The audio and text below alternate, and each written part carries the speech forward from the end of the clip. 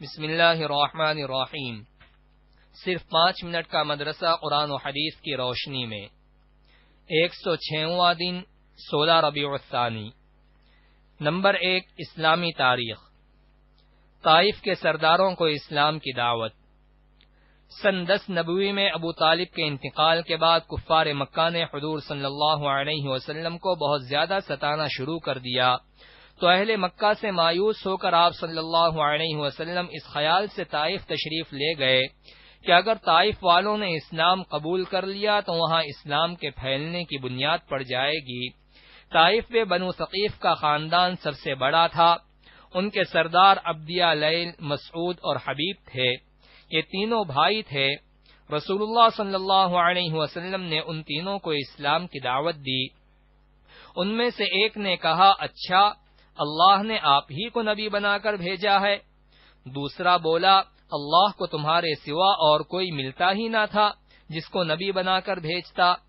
تیسرے نے کہا، میں تجھ سے بات نہیں کرنا چاہتا، اس لیے کہ اگر تو سچا رسول ہے تو تیرا انکار کرنا خطرے سے خالی نہیں ہے، اور اگر جھوٹا ہے تو گفتگو کے قابل نہیں۔ ان سرداروں کی اس سخت گفتگو کے بعد بھی آپ صلی اللہ علیہ وسلم کئی روز تک لوگوں کو اسلام کی دعوت دیتے رہے۔ نمبر 2، حضور صلی اللہ علیہ وسلم کا معجزہ۔ ہرنی کی فریاد۔ حضرت زید بن ارقم رضی اللہ عنہ فرماتے ہیں، ایک مرتبہ رسول اللہ صلی اللہ علیہ وسلم اور میں مدینے کی ایک گلی سے گزر رہے تھے۔ ہمارا گزر ایک آدمی کے خیمے کے پاس سے ہوا۔ دیکھا تو وہاں قریب میں ایک ہرنی بندھی ہوئی تھی۔ اس نے رسول اللہ صلی اللہ علیہ وسلم سے فریاد کی کہ اس آدمی نے مجھے شکار کر کے پکڑ لیا ہے، جبکہ جنگل میں میرے 2 بچے ہیں۔ یہ آدمی نہ تو مجھے ذبح کرتا ہے کہ مجھے راحت ملے، اور نہ ہی مجھے چھوڑتا ہے کہ میں اپنے بچوں کو دودھ پلا سکوں۔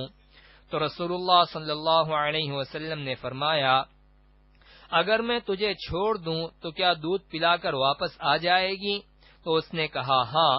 چنانچہ رسول اللہ صلی اللہ علیہ وسلم نے اس کو چھوڑ دیا۔ وہ گئی اور اپنے بچوں کو دودھ پلا کر تھوڑی ہی دیر میں واپس آ گئی، اور رسول اللہ صلی اللہ علیہ وسلم نے اس کو باندھ دیا۔ اتنے میں وہ آدمی آیا تو رسول اللہ صلی اللہ علیہ وسلم نے اس سے فرمایا، کیا یہ ہرنی ہمیں بیچو گے؟ تو اس نے کہا، یا رسول اللہ، آپ کو ہدیہ ہے۔ چنانچہ رسول اللہ صلی اللہ علیہ وسلم نے اس کو چھوڑ دیا۔ حضرت زید رضی اللہ عنہ فرماتے ہیں، قسم خدا کی، میں نے سنا کہ ہرنی جنگل میں زور زور سے کلمہ شہادت پڑھتی تھی۔ نمبر 3، ایک فرض کے بارے میں۔ والدین کے ساتھ اچھا سلوک کرنا۔ قرآن میں اللہ تعالی فرماتا ہے، ہم نے انسانوں کو اپنے والدین کے ساتھ حسن سلوک کرنے کا حکم دیا ہے۔ فائدہ: والدین کی اطاعت و فرما برداری کرنا، ان کے ساتھ اچھا سلوک کرنا اور ان کے سامنے ادب کے ساتھ پیش آنا انتہائی ضروری ہے۔ نمبر 4، ایک سنت کے بارے میں۔ اللہ کے راستے میں جانے والے کو دعا دینا۔ رسول اللہ صلی اللہ علیہ وسلم نے ایک جماعت کو اللہ کے راستے میں روانہ کرتے ہوئے فرمایا، اللہ کے نام پر سفر شروع کرو، اور یہ دعا دی، اللہم اعنہم، ترجمہ، اے اللہ ان کی مدد فرما۔ نمبر 5، ایک اہم عمل کی فضیلت۔ ہر حال میں اچھی طرح وضو کر کے مسجد جانا۔ رسول اللہ صلی اللہ علیہ وسلم نے فرمایا، تکلیف اور ناگواری کے باوجود پوری طرح مکمل وضو کرنا، مسجدوں کی طرف زیادہ قدم بڑھانا، اور ایک نماز کے بعد دوسری نماز کا انتظار کرنا، یہ اعمال گناہوں سے آدمی کو بالکل پاک صاف کر دیتے ہیں۔ نمبر 6، ایک گناہ کے بارے میں۔ معجزات کو نہ ماننا۔ قرآن میں اللہ تعالی فرماتا ہے، جب ان کے رسول ان کے پاس کھلی ہوئی دلیلیں لے کر آئے تو وہ لوگ اپنے اس دنیاوی علم پر ناز کرتے رہے جو انہیں حاصل تھا۔ آخر کار ان پر وہ عذاب آ پڑا جس کا وہ مذاق اڑایا کرتے تھے۔ نمبر 7، دنیا کے بارے میں۔ سمندر انسانوں کی غذا کا ذریعہ ہے۔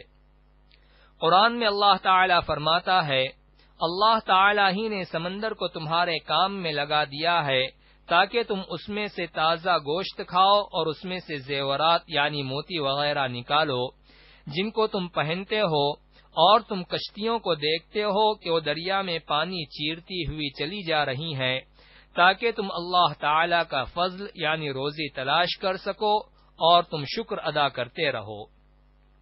نمبر 8، آخرت کے بارے میں۔ قیامت سے ہر ایک ڈرتا ہے۔ رسول اللہ صلی اللہ علیہ وسلم نے فرمایا، کوئی مقرب فرشتہ، کوئی آسمان، کوئی زمین، کوئی ہوا، کوئی پہاڑ، کوئی سمندر ایسا نہیں جو جمعہ کے دن سے نہ ڈرتا ہو، اس لیے کہ جمعہ کے دن ہی قیامت قائم ہوگی۔ نمبر 9، طب نبوی سے علاج۔ سفرجل سے علاج۔ رسول اللہ صلی اللہ علیہ وسلم نے فرمایا، سفرجل یعنی بہی کھایا کرو کیونکہ یہ دل کو راحت پہنچاتا ہے۔ نمبر 10، نبی صلی اللہ علیہ وسلم کی نصیحت۔ رسول اللہ صلی اللہ علیہ وسلم نے فرمایا، تم اللہ تعالی سے ایسی حالت میں دعا کیا کرو کہ تمہیں قبولیت کا پورا یقین ہو، اور یہ جان رکھو کہ اللہ تعالی غفلت سے بھرے دل کی دعا قبول نہیں کرتا۔